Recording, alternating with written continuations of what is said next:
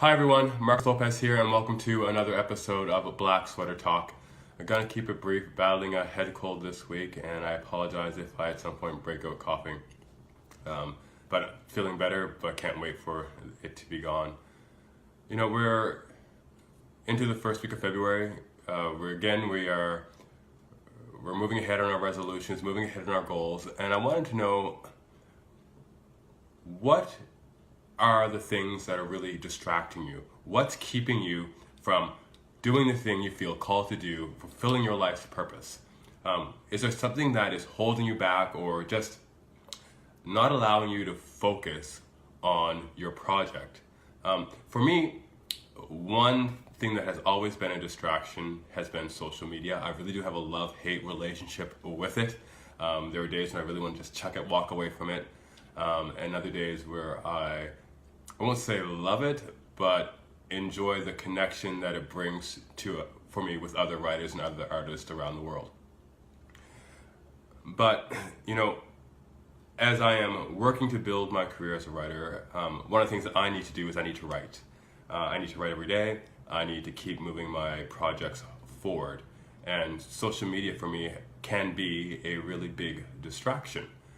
And late in December of 2018, I came across Brendon Burchard, and he is in the coaching industry, the leader in performance management.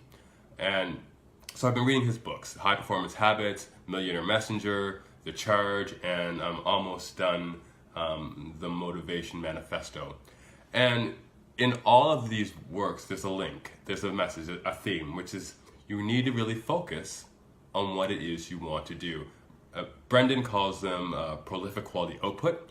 And so for me, that would be books. It'd be writing, getting my novels out there. And at the beginning of this year, I set 7 goals for myself. 2 of them are related to writing. One is to publish a book by August 31st.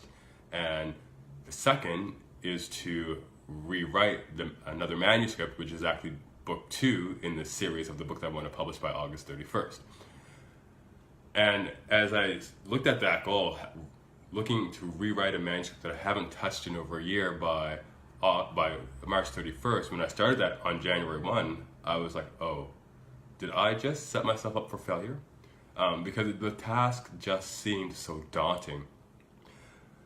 But I've been working hard, not just in the past few weeks or the past few months, but over the past couple of years to really focus on what matters. So I have my dedicated writing time in the morning, but what I've had to do is I've had to block out the things that distract me. So I use Stay Focused, which is an extension for Chrome, that blocks the internet. So I can say I want to work for 3 hours and I don't want to be tempted to go check CNN or the BBC or what's happening on YouTube. I just block the internet completely and I can't access it for those 3 hours. The other tool I use is Freedom. And here it is becoming a bit tricky. Freedom is a great app. I actually did the paid version last year, where it's on my smartphone, on my iPhone. And again, like the Stay Focused Chrome extension, I can either set it for it to come on automatically, or I can just start a session. So, you know, this morning I got up, I didn't want to be distracted by my phone, so I set it for 3 hours and 50 minutes. And that's the time where I can't access Facebook, can't access Twitter, all those apps on my phone, can't do any banking, nada. And that is really a good thing. And so I've been wanting to step it up a little bit in the past few months. And so now what I'm doing is what I call the 10-minute a day social media diet. And in a recent release for Apple, we got this feature called Screen Time.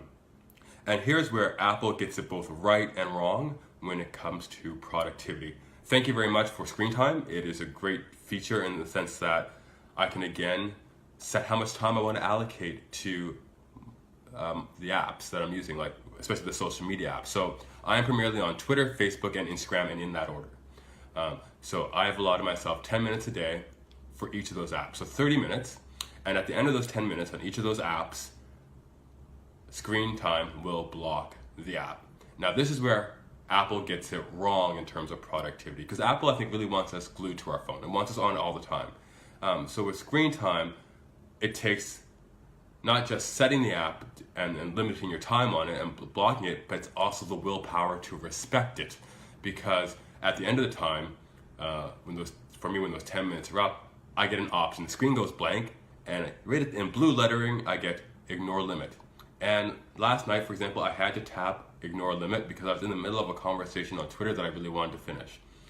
And so when I hit ignore limit, I get the option: approve for 15 minutes more, approve for an hour, or approve for all day. So that's for me where Apple gets productivity wrong, because I really want to be able to stay focused and not be tempted to keep going approve to the point where why don't I just approve it all day?